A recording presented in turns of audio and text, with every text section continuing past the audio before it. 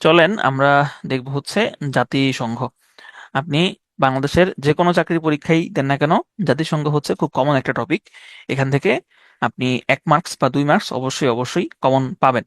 হয়তো কোনো কোনো পরীক্ষাতে থাকে না, বা কোনো কোনো পরীক্ষাতে দেখা যায় যে একটা দুইটার বেশিও আসে, কিন্তু এটা সবসময়ের জন্য হট টপিক।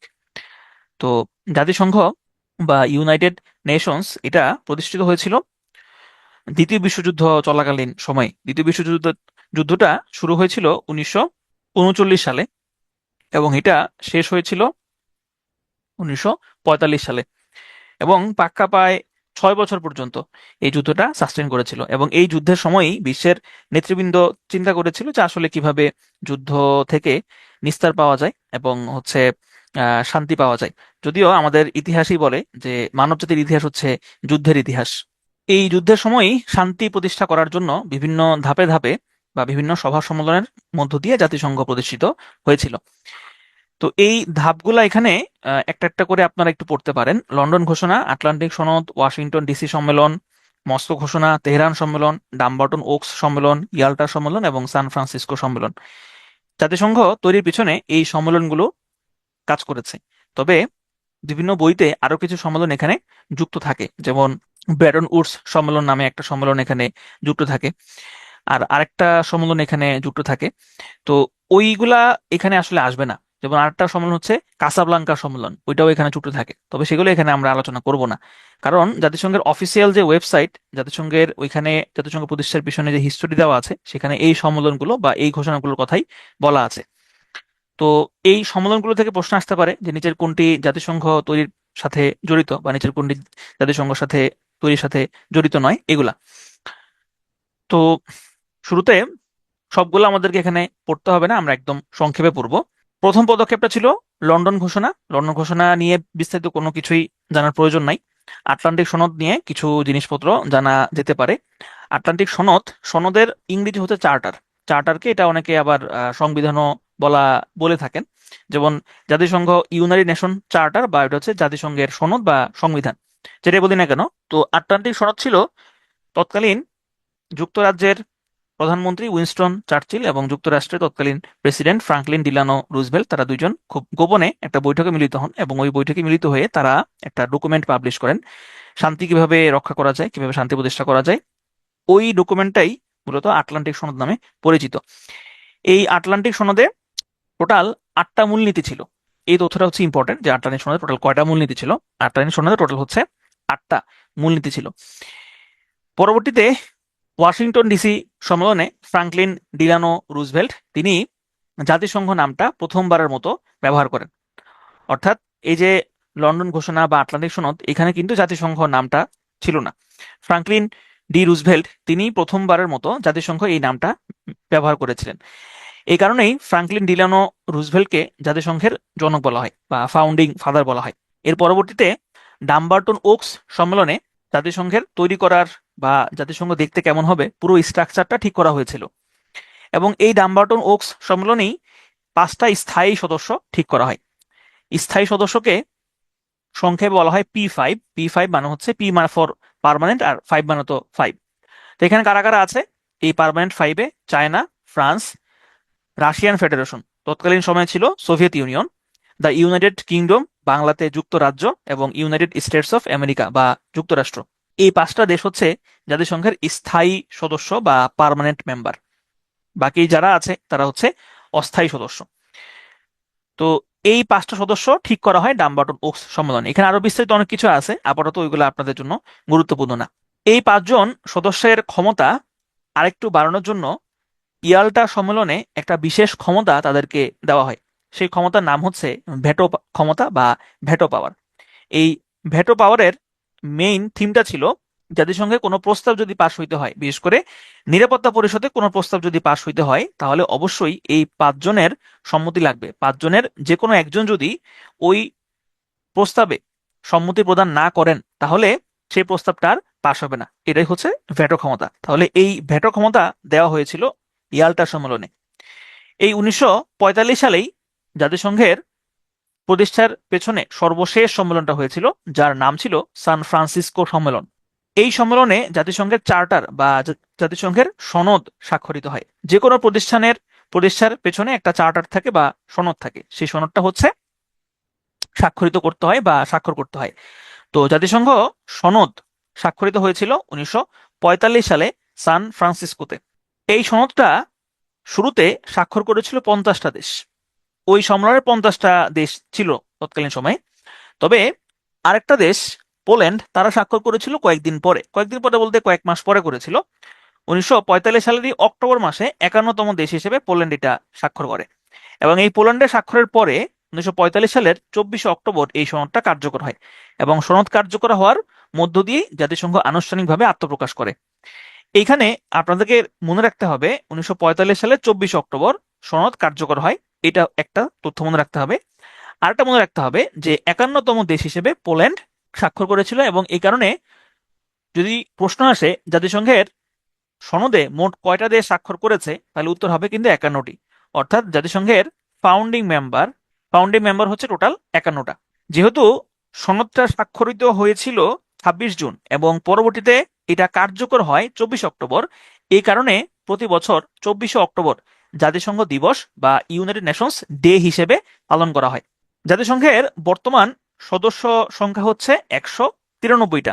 অর্থাৎ সেই যে 1945 সালে 51টা দেশ নিয়ে জাতিসংঘ যাত্রা শুরু করেছিল, এখন সেই জোটটার বা সেই জোট না, আসলে সংস্থাটার সদস্য সংখ্যা হচ্ছে 193টা। এবং এইখানে পার্মানেন্ট সদস্য সংখ্যা হচ্ছে 5টা।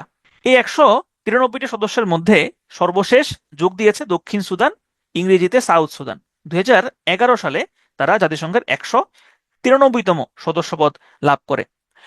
পৃথিবীর সব থেকে নবীনতম রাষ্ট্র, নিউয়েস্ট কান্ট্রি, পৃথিবীর নবীনতম রাষ্ট্র হচ্ছে এই সাউথ সুদান। তাহলে এটা একটা গুরুত্বপূর্ণ তথ্য, এবং যেহেতু সুদান নিয়ে এখন আলাপ আলোচনা হচ্ছে, সুতরাং এটা পরীক্ষাতে আসতে পারে। তাহলে সুদান হচ্ছে 2011 সালে তারা স্বাধীনতা লাভ করে। সুদান 2011 সালে স্বাধীনতা লাভ করে এবং 2011 সালেই তারা জাতিসংঘের 193তম সদস্যপদ লাভ করে। এই 193টা সদস্যপদ ছাড়াও জাতিসংঘের 2টা পর্যবেক্ষক রাষ্ট্র বা অবজারভার কান্ট্রি রয়েছে। পর্যবেক্ষক রাষ্ট্র বা অবজারভার কান্ট্রি রয়েছে। এই অবজারভার 2টা কান্ট্রির নাম হচ্ছে প্যালেস্টাইন এবং the Holy See. The Holy সিকে আমরা মূলত ভ্যাটিকান সিটি নামে চিনে থাকি। ভ্যাটিকান সিটি হচ্ছে দ্য হোলি সি এর রাজধানী।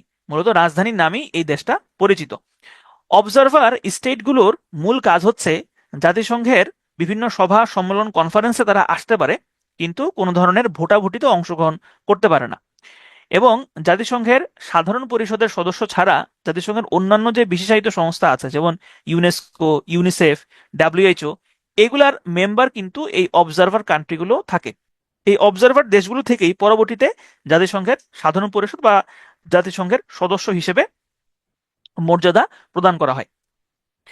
জাতিসংঘের সদর দপ্তর বা হেডকোয়ার্টার্স যুক্তরাষ্ট্রের নিউ ইয়র্কের ম্যানহাটনে অবস্থিত, এবং যুক্তরাষ্ট্রের এই জায়গাটা একটা ইন্টারন্যাশনাল টেরিটরি বা আন্তর্জাতিক জায়গা হিসেবে বিবেচিত হয়। অর্থাৎ এই জায়গাটাতে যুক্তরাষ্ট্রের লোকাল যে আইন আছে, লোকাল যে ল আছে, সেটা কাজ করবে না, এখানে ইন্টারন্যাশনাল ল কাজ করবে। মেইন হেডকোয়ার্টার ছাড়াও জাতিসংঘের 3টা শাখা সদর দপ্তর বা ব্রাঞ্চ হেডকোয়ার্টার রয়েছে। এই 3টা ব্রাঞ্চ হেডকোয়ার্টারের 2টা ইউরোপে অবস্থিত। তার মধ্যে একটা সুইজারল্যান্ডের জেনেভাতে অবস্থিত, আরেকটা অস্ট্রিয়ার ভিয়েনাতে অবস্থিত, এবং আরেকটা হলো কেনিয়ার নাইরোবিতে অবস্থিত। তার মানে হচ্ছে 2টা শাখা সদর দপ্তর হচ্ছে ইউরোপে অবস্থিত, এবং আরেকটা শাখা সদর দপ্তর হচ্ছে আফ্রিকাতে অবস্থিত। জাতিসংঘের অফিসিয়াল ভাষা বা হচ্ছে দাপ্তরিক ভাষা টোটাল 6টা। এই দাপ্তরিক ভাষা বলতে কি বোঝানো হয়? দাপ্তরিক ভাষা বলতে বোঝানো হয় এই 6টা ল্যাঙ্গুয়েজে জাতিসংঘের যত ডকুমেন্টস আছে, দলিল আছে, সবকিছু ট্রান্সক্রাইব থাকবে বা ট্রান্সলেশন করা থাকবে। এই 6টা ভাষা হচ্ছে ইংলিশ, ফরাসি বা ফ্রেঞ্চ, রাশান, স্প্যানিশ, চাইনিজ যেটাকে মান্দারিন ভাষা বলা হয়, এবং হচ্ছে অ্যারাবিক ভাষা। এই হচ্ছে সেই 6টা ভাষা। এই 6টা ভাষার ছাড়াও জাতিসংঘের 2টা ওয়ার্কিং ল্যাঙ্গুয়েজ বা কার্যকরী ভাষা রয়েছে। ওয়ার্কিং ল্যাঙ্গুয়েজ ওয়ার্কিং ল্যাঙ্গুয়েজ বা কার্যকরী ভাষা বলতে বোঝানো হয় জাতিসংঘের ডে টু ডে লাইফে জাতিসংঘের এমপ্লয়িরা এই দুইটা ভাষাতে যোগাযোগ করতে পারবে, কমিউনিকেশন করতে পারবে। এই দুইটা ভাষা হচ্ছে ইংরেজি এবং হচ্ছে ফরাসি, ফ্রেঞ্চ ভাষা। জাতিসংঘের নামে পৃথিবীতে দুইটা বিশ্ববিদ্যালয় রয়েছে যেগুলো জাতিসংঘের অর্থায়নে পরিচালিত হয়। একটা বিশ্ববিদ্যালয় এশিয়ার জাপানের টোকিওতে অবস্থিত। এই বিশ্ববিদ্যালয়টির নাম হলো ইউনাইটেড নেশনস ইউনিভার্সিটি বা জাতিসংঘ বিশ্ববিদ্যালয়। আরেকটা ইউনিভার্সিটি আফ্রিকার কোস্টারিকার সান হোসেতে অবস্থিত। কোস্টারিকার সান হোসেতে অবস্থিত। এবং এই বিশ্ববিদ্যালয়ের নাম হলো United Nations University for piece বা জাতিসংঘ শান্তি বিশ্ববিদ্যালয়। তাহলে একটা বিশ্ববিদ্যালয় কোস্টারিকাতে অবস্থিত, এটির নাম জাতিসংঘ শান্তি বিশ্ববিদ্যালয়, এবং আরেকটি বিশ্ববিদ্যালয় জাপানের টোকিওতে অবস্থিত যার নাম জাতিসংঘ বিশ্ববিদ্যালয়।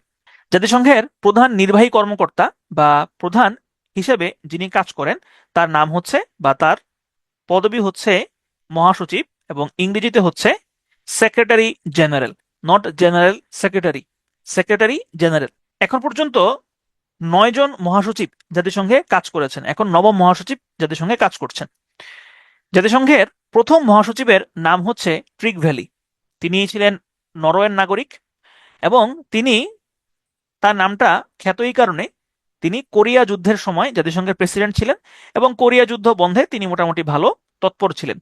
জাতিসংঘের দ্বিতীয় মহাসচিবের নাম ছিল দেগ হেমারশোল্ড। সুইডেনের এই ভদ্রলোক একটা বিমান দুর্ঘটনায় মারা গিয়েছিলেন, এবং তাকে তার মৃত্যুর পরে নোবেল পুরস্কারে ভূষিত করা হয়েছিল। এটা আসে যে জাতিসংঘের কোন মহাসচিব মরণোত্তর নোবেল পুরস্কার লাভ করেন, তাহলে উত্তর হবে দেগ হেমারশোল্ড। এবং তাকে সম্মান জানানোর জন্য জাতিসংঘ লাইব্রেরির নামটা তার নামে করা হয়েছে, দেগ হেমারশোল্ড লাইব্রেরি। এছাড়াও জাতিসংঘের যে সচিবালয় ভবন আছে সেটাকেও দেগ হেমারশোল্ড ভবন নামে ডাকা হয়। এবং জাতিসংঘ শান্তিরক্ষী বাহিনীতে বীরত্বের জন্য একটা পদক দেওয়া হয়, সেই পদকটার নামও দেগ হেমারশোল্ড অ্যাওয়ার্ড বা দেগ হেমারশোল্ড পদক। উথ হান্ট, উথ হান্ট হলেন মায়ানমারের নাগরিক, এবং তিনি হচ্ছেন এশিয়া থেকে নির্বাচিত জাতিসংঘের প্রথম মহাসচিব। বাংলাদেশের মহান মুক্তিযুদ্ধের সময় তিনি জাতিসংঘের মহাসচিব হিসেবে দায়িত্ব পালন করেছিলেন। কফি আনান ঘানার নাগরিক। তার নামটা গুরুত্বপূর্ণ কারণ তিনি যৌথভাবে 2001 সালে জাতিসংঘের সাথে শান্তিতে নোবেল পুরস্কার লাভ করেছিলেন। তাহলে জাতিসংঘ নোবেল পুরস্কার লাভ করে 2001 সালে, এবং কফি আনানও একই সাথে জাতিসংঘের সাথে যৌথভাবে শান্তি পুরস্কার লাভ করেছিলেন। জাতিসংঘের বর্তমান মহাসচিবের নাম হলো অ্যান্তোনিও গুতেরেস। তিনি নবম মহাসচিব হিসেবে জাতিসংঘে দায়িত্ব পালন করছেন। তিনি প্রথমবার নির্বাচিত হয়েছিলেন 2017 সালে, এবং তার টার্ম একবার শেষ হয়েছে। পরবর্তীতে তিনি 2022 সালে পুনরায় জাতিসংঘের মহাসচিব হিসেবে দায়িত্ব পালন করছেন। এর আগে তিনি পর্তুগালের সাবেক প্রধানমন্ত্রী ছিলেন, এবং তিনি একই সাথে জাতিসংঘের United Nations High Commissioner for refugee এইটারও সাবেক প্রধান হিসেবে দায়িত্ব পালন করেছেন। এই ভদ্রলোক 2বার বাংলাদেশ সফর করেছেন। সর্বশেষ 2025 সালে মার্চ মাসে তিনি বাংলাদেশে এসেছিলেন হিউম্যান করিডোর বা মানবিক করিডোরের একটা আবদার নিয়ে, যদি সেটা সফল হতে পারেন নাই।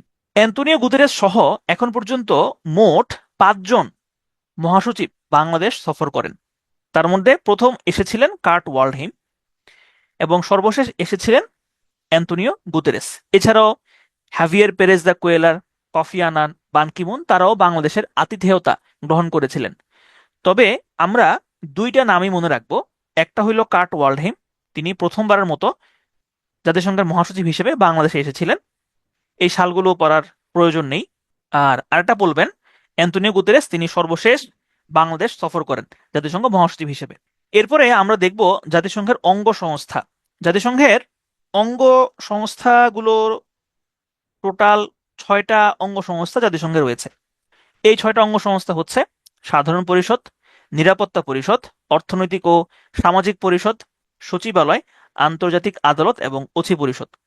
তাহলে টোটাল জাতিসংঘের অঙ্গ সংস্থার সংখ্যা হচ্ছে 6টি। প্রথমে আমরা দেখব সাধারণ সভা বা সাধারণ পরিষদ বা আলোচনা পরিষদ। এইটাকে জাতিসংঘের মাদার অর্গান নামেও ডাকা হয়ে থাকে। জাতিসংঘের সব সদস্যই সাধারণ পরিষদের সদস্য হিসেবে বিবেচিত হবে। তাহলে জাতিসংঘের বর্তমান সদস্য সংখ্যা হচ্ছে 193। সুতরাং বর্তমানে সাধারণ পরিষদেরও সদস্য সংখ্যা হচ্ছে 193টা।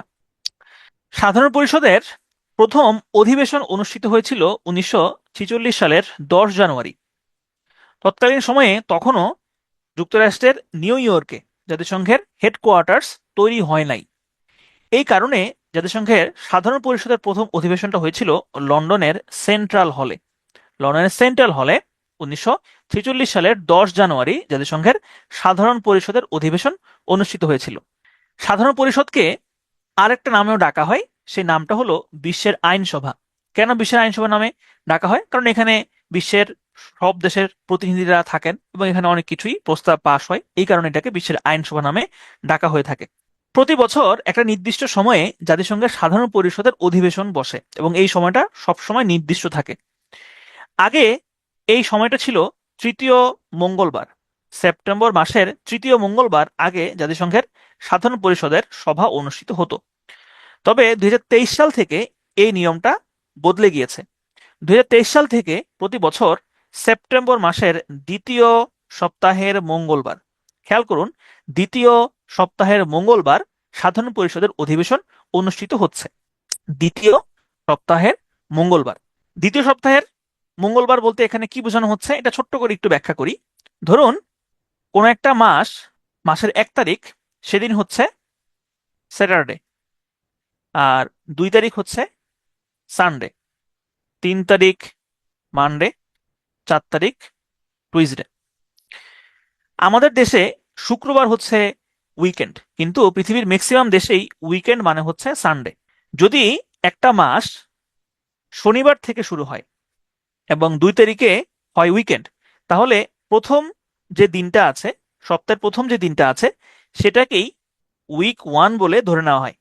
যদিও সপ্তাহে এখানে একটা দিন পড়েছে, তারপরেও এইটাকে উইক 1 বলে ধরে নেওয়া হবে। এর পরের যে সপ্তাহটা, যেটা 3 তারিখ থেকে শুরু হবে, সেটা হবে সেকেন্ড উইক। তাহলে জাতিসংঘের সাধারণ পরিষদের অধিবেশন অনুষ্ঠিত হবে দ্বিতীয় সপ্তাহের মঙ্গলবার। তো অনেকে এটাকে ভুল করে দ্বিতীয় মঙ্গলবার বলতে পারেন, মাসের দ্বিতীয় মঙ্গলবার বলতে পারেন। দেখেন, এই যে 4 তারিখের মঙ্গলবার, এটা কিন্তু মাসের দ্বিতীয় মঙ্গলবার নয়, কিন্তু এটা মাসের দ্বিতীয় সপ্তাহের মঙ্গলবার। এই কারণে স্পেসিফিক ভাবে দ্বিতীয় মঙ্গলবার বলা যাবে না, বলতে হবে দ্বিতীয় সপ্তাহের মঙ্গলবার।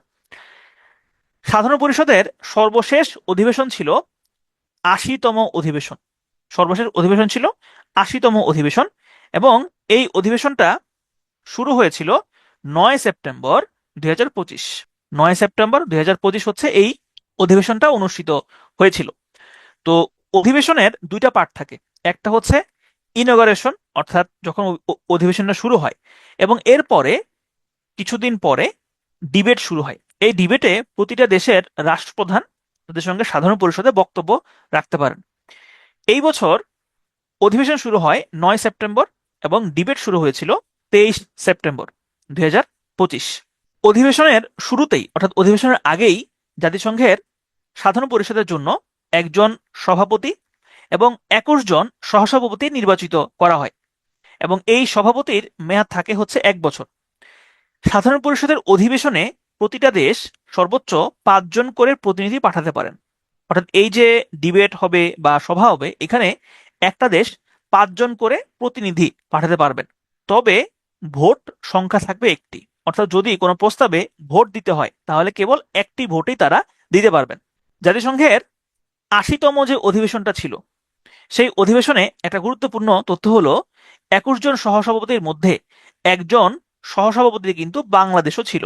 তাহলে এই তথ্যটা খুব গুরুত্বপূর্ণ, এটা পরীক্ষাতে আসলেও আসতে পারে, যে 21 জন সহসভাপতির মধ্যে বাংলাদেশ একটা সহসভাপতি ছিল।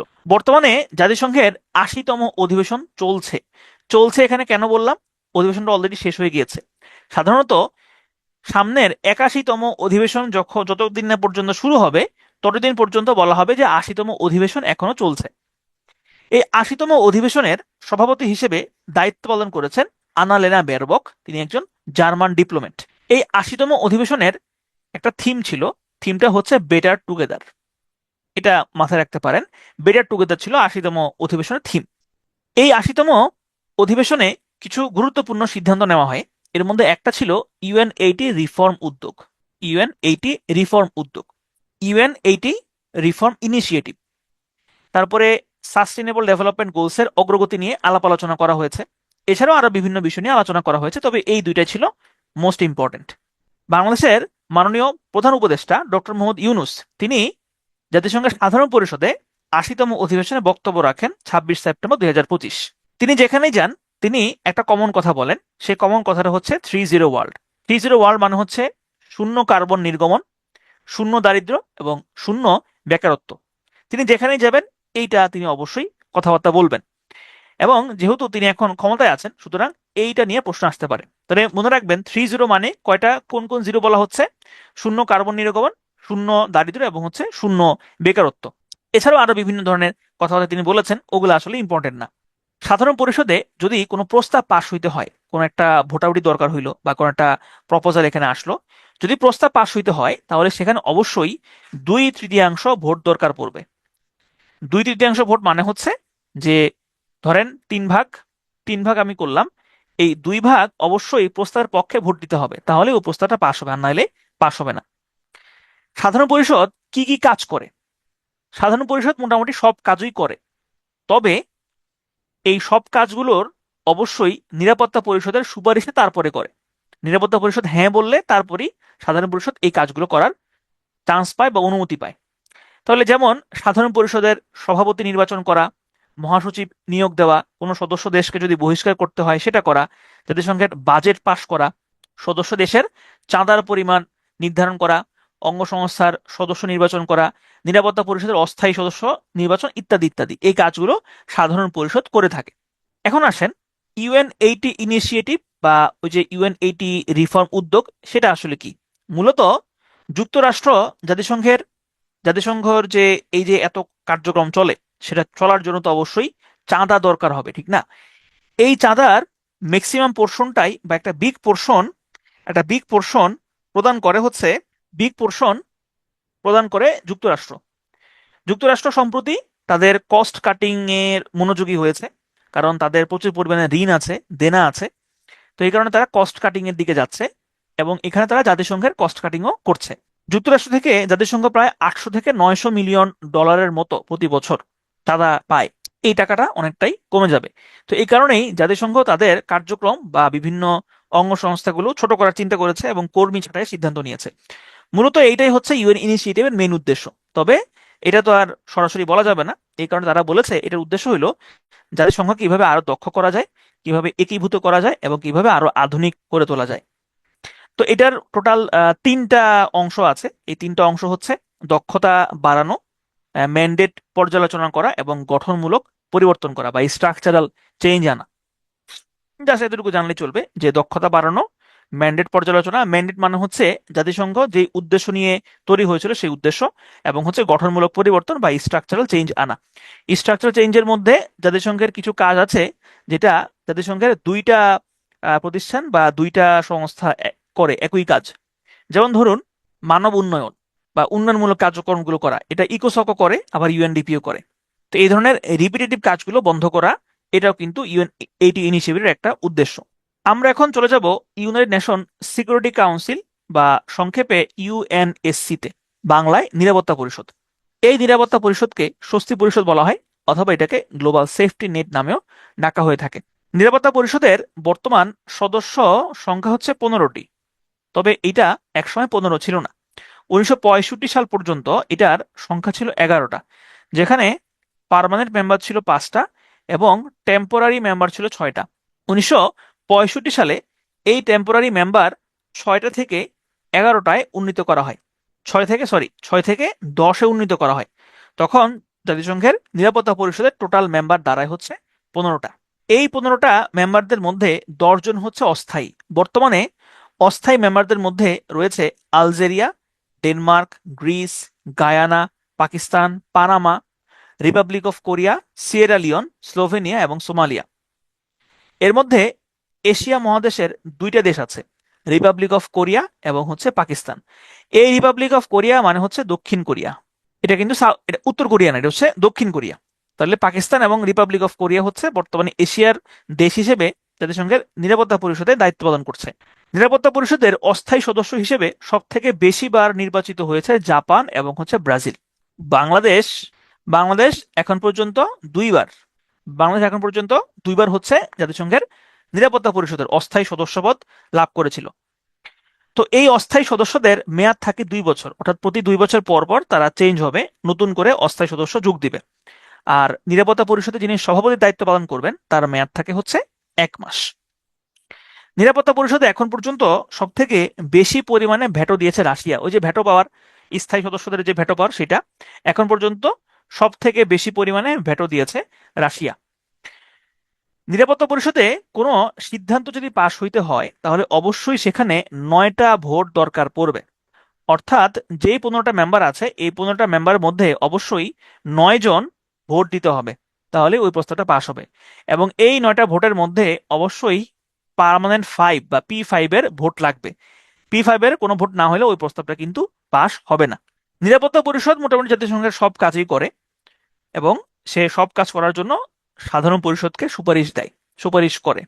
যেমন মহাসচিব নিয়োগে সুপারিশ, অবরোধ আরোপ করা, সনদ সংশোধন করা, সাধারণ পরিষদ তথা জাতিসংঘের সদস্যপদ প্রদান করা, শান্তিরক্ষী কার্যক্রম পরিচালনা করা, বিচারক নিয়োগে সুপারিশ করা, এই কাজগুলো করে হচ্ছে নিরাপত্তা পরিষদ। জাতিসংঘ সচিবালয় সচিবালয়ের নাম অলরেডি আমরা জানি, দেগ হেমারশোল্ড ভবন, একটু আগে ওটা বলেছিলাম। যেটা বিভাগ হচ্ছে 8টা বিভাগে এটা বিভক্ত। 8টা বিভাগ কি কি ওটা না জানলেও চলবে। এই সচিবালয়ের প্রধান হিসেবে যিনি কাজ করেন তার নাম হচ্ছে মহাসচিব। এছাড়াও উপমহাসচিব রয়েছেন 11 জন এবং সহকারী মহাসচিব রয়েছেন 6 জন, তবে এই সংখ্যাটা আপনার দরকার নাই। এই মহাসচিব প্রতি 5 বছর পর পর চেঞ্জ হন, অর্থাৎ একজন মহাসচিবের মেয়াদ থাকে হচ্ছে 5 বছর। তিনি 5 বছরের জন্য মহাসচিবের দায়িত্ব পালন করে থাকেন। আমরা অনেকক্ষণ পড়াশোনা করলাম, আমরা একটু রিক্যাপ করে আসি আমরা কি কি জিনিস এতক্ষণ ধরে পড়লাম। আমরা শুরুতে দেখলাম হচ্ছে জাতিসংঘ প্রতিষ্ঠার পেছনে কিছু সভা সম্মেলন আছে। এর মধ্যে প্রথম সভাটা ছিল লন্ডন ঘোষণা, দ্বিতীয় হচ্ছে আটলান্টিক সনদ। আটলান্টিক সনদটা স্বাক্ষরিত হয়েছিল 1941 সালের আগস্ট মাসে। এখানে টোটাল 8টা মূলনীতি ছিল। জাতিসংঘের ফাউন্ডিং ফাদার ধরা হয় প্রেসিডেন্ট রুজভেল্টকে। জাতিসংঘের স্থায়ী সদস্য 5টি: China, France, Russia, the United kingdom এবং দ্য ইউনাইটেড স্টেটস। ইয়াল্টা সম্মেলনে এই 5টা সদস্যকে ভেটো ক্ষমতা প্রদান করা হয়েছিল। সান ফ্রান্সিসকো সম্মেলনে জাতিসংঘের সনদ পাশ হয়। 24 অক্টোবর এই সনদটা কার্যকর হয়। এই কারণে 24 অক্টোবর প্রতি বছর জাতিসংঘ দিবস পালিত হয়। জাতিসংঘের সদস্য সংখ্যা হচ্ছে বর্তমানে 193টা। সর্বশেষ দক্ষিণ সুদান 2011 সালে তারা জাতিসংঘের সদস্যপদ লাভ করে। অবজারভার কান্ট্রি হচ্ছে 2টা, প্যালেস্টাইন এবং দ্য হোলি সি। সদর দপ্তর যুক্তরাষ্ট্রের নিউ ইয়র্কে অবস্থিত। এছাড়াও শাখা সদর দপ্তর রয়েছে জেনেভা, ভিয়েনা এবং নাইরোবিতে। অফিসিয়াল ভাষা 6টি, তবে ওয়ার্কিং ল্যাঙ্গুয়েজ হচ্ছে 2টি, ফরাসি এবং ইংরেজি। ইউনাইটেড নেশনস ইউনিভার্সিটি টোকিওতে অবস্থিত। United Nations University for Peace কোস্টারিকাতে অবস্থিত। প্রথম মহাসচিব Trygve Lie, second secretary general was Dag Hammarskjold. তিনি বিমান দুর্ঘটনায় নিহত হন। তার নামে জাতিসংঘের লাইব্রেরির নাম রয়েছে, জাতিসংঘ সচিবালয়ের নাম রয়েছে এবং United Nations peace keeping force অ্যাওয়ার্ডের নামকরণ করা হয়েছে। বাংলাদেশের মহান মুক্তিযুদ্ধের সময় জাতিসংঘের মহাসচিব ছিলেন উথান্ড। কফি আনান 2001 সালে জাতিসংঘের সাথে যৌথভাবে শান্তিতে নোবেল পুরস্কার পেয়েছিলেন। অ্যান্তোনিও গুতেরেস জাতিসংঘের নবম মহাসচিব, পর্তুগালের সাবেক প্রধানমন্ত্রী, ইউএনএসসি এর সাবেক প্রধান হিসেবে তিনি দায়িত্ব পালন করেছিলেন। 5জন মহাসচিব বাংলাদেশ সফর করেন: কার্ট ওয়াল্ডহেইম, অ্যান্তোনিও গুতেরেস সহ টোটাল 5জন। এর মধ্যে প্রথম আসছেন কার্ট ওয়াল্ডহেইম, সর্বশেষ এসছেন অ্যান্তোনিও গুতেরেস। জাতিসংঘের টোটাল 6টা অঙ্গ সংস্থা রয়েছে। এর মধ্যে সাধারণ পরিষদকে বলা হয় আলোচনা পরিষদ বা মাদার অর্গান। টোটাল 193টা সদস্য রয়েছে। 1946 সালের 10 জানুয়ারি হচ্ছে লন্ডনের সেন্ট্রাল হলে জাতিসংঘের সাধারণ পরিষদের প্রথম অধিবেশন বসেছিল। এটা বিশ্বের আইনসভা নামে পরিচিত। তৃতীয় প্রতি সেপ্টেম্বর মাসের দ্বিতীয় সপ্তাহের মঙ্গলবারে জাতিসংঘের সাধারণ পরিষদের অধিবেশন অনুষ্ঠিত হয়। সর্বশেষ অধিবেশন ছিল 80তম অধিবেশন, যা 9 সেপ্টেম্বর শুরু হয়েছিল এবং 28 সেপ্টেম্বর পর্যন্ত চলেছিল। জাতিসংঘের সাধারণ পরিষদের অধিবেশনের 1জন থাকেন সভাপতি এবং 21 জন থাকেন সহসভাপতি। সভাপতির মেয়াদ থাকে 1 বছর। জাতিসংঘের 80তম অধিবেশনে 21 জন সহসভাপতির 1জন ছিল বাংলাদেশ। 80তম অধিবেশনের সভাপতির নাম ছিল আনালেনা বেরবক। 80তম অধিবেশনের থিম ছিল বেটার টুগেদার এবং এখানে এইচডিজির অগ্রগতি এবং ইউএন-80 রিফর্ম নিয়ে আলোচনা করা হয়। 26 সেপ্টেম্বর 2025 এই দিন ডক্টর মোহাম্মদ ইউনূস জাতিসংঘের সাধারণ পরিষদে ভাষণ প্রদান করেছিলেন। সাধারণ পরিষদের প্রস্তাব পাশের জন্য 2/3 ভোটের দরকার পড়ে এবং এখানে জাতিসংঘের সাধারণ পরিষদের কার্যাবলী দেওয়া আছে। তারপরে আমরা দেখলাম নিরাপত্তা পরিষদ টোটাল 15টা মেম্বার, তবে 1965 সালের আগ পর্যন্ত 11 জন মেম্বার ছিল। পাকিস্তান, দক্ষিণ কোরিয়া বর্তমানে অস্থায়ী সদস্য হিসেবে কাজ করছে। অস্থায়ী সদস্যের মেয়াদ হচ্ছে 2 বছর, সভাপতির মেয়াদ হচ্ছে 1 মাস। এখন পর্যন্ত সব থেকে বেশি পরিমাণে ভেটো দিয়েছে রাশিয়া। কোনো সিদ্ধান্ত পাশ হইতে হলে অবশ্যই 9টা ভোট প্রয়োজন পড়ে। শান্তিরক্ষী কার্যক্রম পরিচালনা করে হচ্ছে জাতিসংঘের নিরাপত্তা পরিষদ। ওকে, এরপর আমরা দেখলাম জাতিসংঘ সচিবালয়ের প্রধান হচ্ছেন মহাসচিব, তিনি 5 বছরের জন্য নির্বাচিত হন। ওকে, এরপর আসেন আমরা দেখব অর্থনৈতিক ও সামাজিক পরিষদ, ইকোনমিক অ্যান্ড সোশ্যাল কাউন্সিল, সংক্ষেপে হচ্ছে ইকোসক। এই ইকোসককে উন্নয়ন পরিষদ বলা হয়ে থাকে। কেন? কারণ এটা উন্নয়ন নিয়ে কাজ করে, সদস্য রাষ্ট্রগুলোর উন্নয়ন নিয়ে এটা কাজ করে। কি কাজ করে? জীবনযাত্রার মান উন্নয়ন করা, উন্নত সমাজ প্রতিষ্ঠা করা, মানবাধিকার অর্জন করা, জনসংখ্যা নিয়ন্ত্রণ, মাদকদ্রব্য ও চোরাচালান রোধ করা। এই প্রতিষ্ঠানটার টোটাল মেম্বার সংখ্যা হচ্ছে 54টা, এবং এই 54টা মেম্বার কখনো বাড়ে না, কমেও না। প্রতি বছর 18টা নতুন সদস্য যোগ দেয় এবং 18টা নতুন সদস্য অবসর গ্রহণ করে। অর্থাৎ প্রতি 3 বছর থাকে হচ্ছে একটা সদস্যের মেয়াদ। যেমন ধরেন একটা সদস্য এই 2025 সালে সে ঢুকলো এবং 2028 সালে সে হচ্ছে বের হয়ে যাবে। 26, 27, 28 এই 3 বছর থাকবে, এরপরে হচ্ছে সে তার মেয়াদ শেষ হয়ে যাবে। তাহলে 3 বছর থাকে হচ্ছে একজন সদস্যের মেয়াদ। আর ইকোসকের অধিবেশন হয় বছরে 2বার অনুষ্ঠিত হয়। একটা হচ্ছে যুক্তরাষ্ট্রের নিউ ইয়র্কে এবং আরেকটা হচ্ছে সুইজারল্যান্ডের জেনেভায় অনুষ্ঠিত হয়। ইকোসকের বর্তমান প্রেসিডেন্টের নাম হচ্ছে লোক বাহাদুর থাপা, এবং ইকোসকের প্রেসিডেন্টের মেয়াদ থাকে হচ্ছে 1 বছর।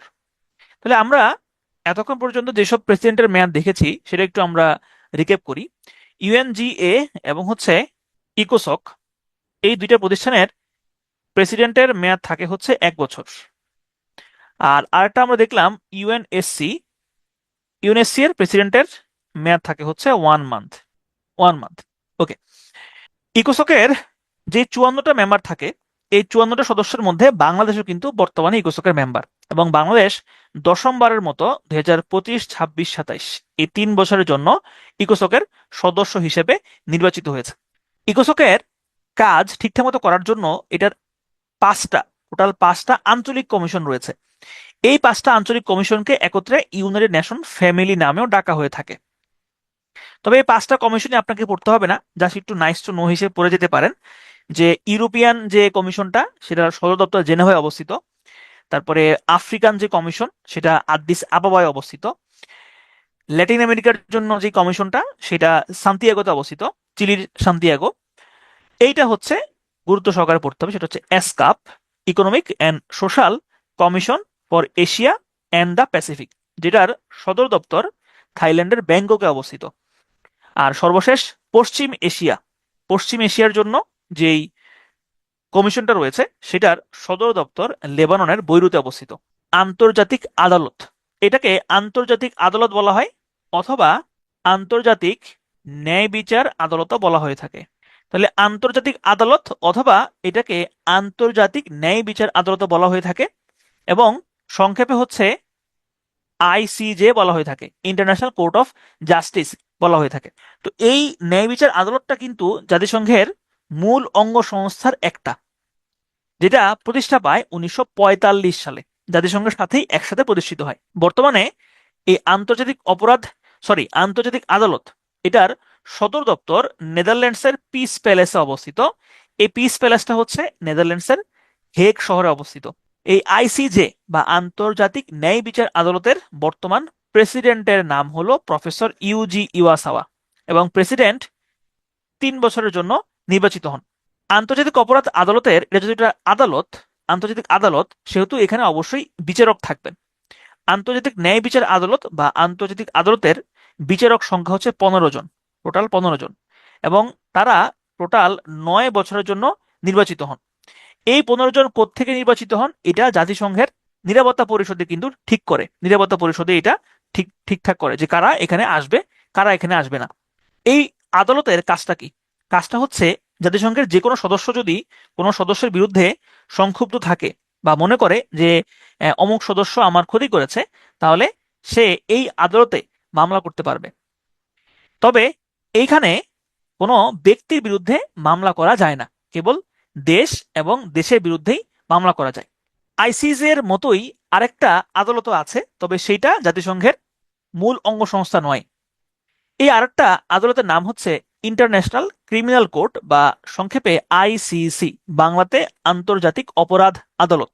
দ্বিতীয় বিশ্বযুদ্ধের পরেই জাতিসংঘ চিন্তা ভাবনা করছিল যুদ্ধ অপরাধ, মানবতা বিরোধী অপরাধ, এই ধরনের অপরাধগুলোর বিচার করার জন্য একটা সম্পূর্ণ বিশেষায়িত বা আলাদা একটা আদালত প্রয়োজন। এবং এই প্রয়োজন থেকেই জাতিসংঘ বিভিন্নভাবে চাচ্ছিল এরকম একটা আদালত গড়ে তোলার। 1998 সালে বিভিন্ন আলাপ আলোচনার মাধ্যমে ইতালির রোমে একটা বিধি পাশ হয়, যে বিধির নাম ছিল রোম বিধি, বা ইংরেজিতে রোম স্ট্যাটিউট। 1998 সালের এই রোম বিধির মাধ্যমেই 2002 সালে জাতিসংঘের আন্তর্জাতিক অপরাধ আদালত যাত্রা শুরু করে। এইটা আইসিসি হচ্ছে জাতিসংঘের একটা রিলেটেড অর্গানাইজেশন, এটা কিন্তু জাতিসংঘ সম্পর্কিত সংস্থা, এটা জাতিসংঘের বিশেষায়িত সংস্থা বা প্রধান অঙ্গ সংস্থা না। তারপর এটা এখানে আলোচনা করা হচ্ছে কেন, কারণ এটা আইসিজে এর সাথে কিছুটা মিল আছে, বা দেখা যায় যে এটা এই দুইটা একই সাথে হচ্ছে গুলিয়ে যায়। তাহলে এখানে দুইটা সাল আপনাকে পড়তে হবে। একটা হচ্ছে 1998, এই সালে হচ্ছে রোম স্ট্যাটিউট বা রোম বিধি পাশ হয়, এবং এরপরে 2002 সালে আইসিসি যাত্রা শুরু করে। এটার সদর দপ্তরও আইসিজে এর মতো একই জায়গাতে অবস্থিত, নেদারল্যান্ডসের হেগ শহরে অবস্থিত। তো আইসিসি কি কি বিচার করতে পারবে? আইসিসি মূলত 4 ধরনের অপরাধের বিচার করতে পারবে। এই 4 ধরনের অপরাধ হচ্ছে গণহত্যা, জেনোসাইড, মানবতা বিরোধী অপরাধ, crime against human rights, human যুদ্ধাপরাধ, এবং হইল আগ্রাসনের অপরাধ। এই 4টা অপরাধের বিচার করতে পারবে হচ্ছে আইসিসি বা ইন্টারন্যাশনাল ক্রিমিনাল কোর্ট। আইসিসির বর্তমান মেম্বার সংখ্যা হচ্ছে 125, এবং সর্বশেষ মেম্বার হচ্ছে ইউক্রেন। এটা খুবই গুরুত্বপূর্ণ, বিভিন্ন পরীক্ষাতে আসছে, সামনেও আসতে পারে। বাংলাদেশ 2010 সালে রোম বিধি স্বাক্ষর করেছিল, এবং এই রোম বিধি স্বাক্ষরের মধ্য দিয়ে বাংলাদেশ আইসিসির 111তম সদস্যপদ লাভ করে। বাংলাদেশ এই রোম বিধি স্বাক্ষরের মধ্য দিয়ে কিন্তু তৎকালীন সময়ে ইন্টারন্যাশনাল ক্রিমিনাল ট্রাইব্যুনাল গড়ে তুলেছিল, এবং এই ইন্টারন্যাশনাল ক্রিমিনাল ট্রাইব্যুনালের মাধ্যমেই যুদ্ধ অপরাধীদের বিচার কার্য সম্পন্ন হয়েছে। এবং একটা আয়রনিক্যাল বিষয় হচ্ছে, এটা তৈরি করেছিলেন তৎকালীন প্রধানমন্ত্রী শেখ হাসিনা, এবং বর্তমানে কিন্তু এই একই আদালতে তার বিরুদ্ধেই গণহত্যার অপরাধের বিচার হয়েছে এবং মানবতা বিরোধী অপরাধের বিচার হয়ে তাকে শাস্তির আওতায় আনা হয়েছে। আইসিজে, একটু আগে আমরা পড়েছিলাম কি, একটু আগে আমরা দেখেছিলাম আইসিজে। আইসিজে আইসিজের বিচারক সংখ্যা ছিল 15 জন, আর আইসিসি বা ইন্টারন্যাশনাল ক্রিমিনাল কোর্ট, এইটার বিচারক সংখ্যা হচ্ছে টোটাল 18 জন, তবে মেয়াদ একই, মেয়াদ হচ্ছে 9 বছর। তাহলে এবং আইসিসি এবং আইসিজে এই দুইটার সাথে একটা মিল আছে। কতগুলা মিল আছে? মিলগুলা কি কি? মিলগুলা হচ্ছে দুইটার সদর দপ্তরই হচ্ছে একই জায়গাতে অবস্থিত, দুইটার প্রেসিডেন্ট এবং হচ্ছে বিচারক মেয়াদ একই। এই যে বিচারকদের মেয়াদ হচ্ছে 9 ইয়ার্স, এবং এখানেও বিচারকদের মেয়াদ হচ্ছে 9 ইয়ার্স, আর প্রেসিডেন্টের মেয়াদ হচ্ছে 3 বছর, এবং আইসিজেরও প্রেসিডেন্টের মেয়াদ হচ্ছে 3 বছর। তবে বিচারকদের সংখ্যা ভিন্ন। বিচারকদের সংখ্যা আইসিসিতে বিচারকের সংখ্যা হচ্ছে 18 জন, এবং আইসিজেতে বিচারকের সংখ্যা হচ্ছে 15 জন। বর্তমানে ইন্টারন্যাশনাল ক্রিমিনাল কোর্টের প্রেসিডেন্টের নাম হচ্ছে তোমোকো আকানে, আর আইসিজে তার প্রেসিডেন্টের নাম ছিল প্রেসিডেন্ট প্রফেসর ইউজি ইওয়াসাওয়া। তাহলে দুই প্রেসিডেন্টেরই মেয়াদ থাকে হচ্ছে 3 বছর, তারা 3 বছরের জন্য নির্বাচিত হন। জাতিসংঘের সর্বশেষ সংস্থা হচ্ছে অছি পরিষদ বা ট্রাস্টিশিপ কাউন্সিল। ট্রাস্টিশিপ কাউন্সিলের কাজ ছিল মূলত বিরোধপূর্ণ অঞ্চলগুলো দায়িত্ব নেওয়া, যেই অঞ্চলগুলো মূলত আহ, সাবেক কলোনি ছিল, যেই কলোনিগুলো ছেড়ে ইউরোপের দেশগুলো চলে আসতেছিল, সেই কলোনিগুলো সাময়িক দায়িত্ব নেওয়াই ছিল ট্রাস্টিশিপ কাউন্সিলের কাজ। তো এই কাজ 1954 সাল থেকে স্থগিত আছে। সর্বশেষ পালাউয়ের স্বাধীনতার মধ্য দিয়ে এই কাজটা স্থগিত করা হয়। এরপর আসেন আমরা দেখবো হচ্ছে এসডিজি, সাস্টেইনেবল ডেভেলপমেন্ট গোলস, সংক্ষেপে বাংলায় হচ্ছে টেকসই উন্নয়ন লক্ষ্যমাত্রা। টেকসই উন্নয়ন জিনিসটা আসলে কি? টেকসই উন্নয়ন জিনিসটা হচ্ছে যে এমন একটা উন্নয়ন যেটা এই মুহূর্তে আপনাকে হেল্প করবে, আপনার জন্য এটা দরকারি হবে, এবং আপনার ভবিষ্যৎ প্রজন্মের জন্য সামনে এটা কাজে লাগবে। এই টেকসই উন্নয়ন শব্দটা প্রথমবারের মতো একটা রিপোর্টে আসে। সেই রিপোর্টটার নাম ছিল ব্রুটল্যান্ড কমিশন রিপোর্ট। ব্রুটল্যান্ড কমিশন রিপোর্ট, এই রিপোর্টে, এটা একটা জলবায়ু বা পরিবেশ রিলেটেড রিপোর্ট ছিল। এই রিপোর্টে প্রথমবারের মতো সাস্টেনেবল ডেভেলপমেন্ট বা টেকসই উন্নয়ন এই শব্দটা, এই ফ্রেজটা প্রথমবার মতো উচ্চারিত হয়। সাস্টেনেবল ডেভেলপমেন্ট গোলস এটা হচ্ছে জাতিসংঘের একটা প্রোগ্রাম, এবং এটার অফিসিয়াল নাম হচ্ছে এইটা, transforming our world, the 2030 agenda for sustainable development. 2030 তার মানে 2030 সালের মধ্যে এই এজেন্ডাটা বাস্তবায়ন করার প্ল্যান করা হয়েছে। এবং অন্য নাম হচ্ছে গ্লোবাল গোলস, অন্য নাম হচ্ছে গ্লোবাল গোলস। এই এসডিজির অনুমোদন লাভ করে 2015 সালে। 2015 সালে এসডিজি অনুমোদন লাভ করে, 2015, ঠিক আছে, 2015 সালে এসডিজি অনুমোদন লাভ করে। এবং এসডিজির রেজুলেশন নাম্বার হচ্ছে 70/1। 70/1 মানে জাতিসংঘের 70তম অধিবেশনে এসডিজি পাশ হয়েছিল। এবং এই এসডিজির মেয়াদ হচ্ছে টোটাল 15 বছর, অর্থাৎ 15 বছরের টাইম ফ্রেমে এই এসডিজিটা হচ্ছে এটা বাস্তবায়িত করা হবে, যেটার মেয়াদ হচ্ছে 1 জানুয়ারি থেকে 31 ডিসেম্বর 2000, 1 জানুয়ারি 2016 থেকে 31 ডিসেম্বর 2030, এই টাইম ফ্রেমটা মুখস্থ রাখবে, পরীক্ষাতে আসতে পারে। আচ্ছা, এখন আসেন সবথেকে গুরুত্বপূর্ণ যেটা, সেটা হলো এসডিজির লক্ষ্য বা গোলস সংখ্যা হচ্ছে টোটাল 17টা। টোটাল 17টা গোলস আছে। এসডিজির গোলস নাম্বার হচ্ছে টোটাল 70। এই 17টা গোলস অ্যাচিভ করার জন্য কিছু ছোট ছোট টার্গেট পূরণ করতে হয়। সে টার্গেটের সংখ্যা হচ্ছে টোটাল 169টা। অর্থাৎ এই গোলসগুলোর মধ্যেই এই টার্গেটগুলো আছে। অর্থাৎ এই টার্গেটগুলো যদি আপনি সম্পূর্ণ করতে পারেন, তাইলে হচ্ছে আপনার এই গোলসগুলো অ্যাচিভ হবে বা অ্যাকোয়ার হবে। আর এই গোলসগুলো যে অ্যাচিভ আপনি করতে পারতেছেন বা আপনি যে সঠিক পথে আছেন, সেইটা ডিটারমাইন করার জন্য বা সেটার সিগন্যাল দেওয়ার জন্য ইন্ডিকেটর আছে টোটাল 234টা। 234টা ইন্ডিকেটর আছে। তো এই সংখ্যাটা কয়দিন আগে ছিল 232, পরে ছিল 231, এখন জাতিসংঘের অফিসিয়াল ওয়েবসাইটে এই সংখ্যাটা উল্লেখ আছে 234। তাহলে এই সংখ্যাটা মাথায় রাখবেন। এই হচ্ছে সেই 17টা গোলস। এই 17টা গোলসের ইংরেজি এবং বাংলা দুইভাবে হচ্ছে আপনাকে মুখস্থ রাখতে হবে। তবে মুখস্থ রাখার একটু কঠিন, তবে এগুলা একদিনে না পড়ে আপনি যদি অল্প অল্প করে প্রতিদিন পড়েন, তাহলে হচ্ছে এটা সহজে মনে থাকবে। যেমন দেখেন, গোল নাম্বার ওয়ান হচ্ছে পোভার্টি। আপনি এভাবে মনে রাখতে পারেন, যেমন আমি এভাবে মনে রাখি যে আপনার প্রথম গোল হবে দারিদ্র্য বিমোচন করা। আপনার দারিদ্র্য থেকে বের হইতে হবে, আপনার দারিদ্রতা দূর করতে হবে। তাহলে প্রথম যে গোলটা, সেটা হচ্ছে আপনার দারিদ্র্য বিমোচন করতে হবে। দারিদ্র্য বিমোচন করলে আপনার ক্ষুধা চলে যাবে, আপনার পেটে ভাত পড়বে, তাহলে আপনার খাদ্য নিরাপত্তা আসবে। তাহলে আপনি দারিদ্র্য বিমোচন করলেন, এরপরে আপনার খাদ্য নিরাপত্তা নিশ্চিত হইল। খাদ্য যদি আপনার পেটে থাকে, তাহলে আপনি সুস্বাস্থ্যের অধিকারী হবেন, আপনার স্বাস্থ্য ভালো থাকবে। স্বাস্থ্য ভালো থাকলে আপনার পড়াশোনায় মন বসবে, শিক্ষা দীক্ষা আপনি ভালোভাবে করতে পারবেন। শিক্ষিত হয়ে আপনার লিঙ্গ সমতা সম্পর্কে জ্ঞান আসবে, যে জেন্ডার ইকুইলিটি আসলে করা দরকার।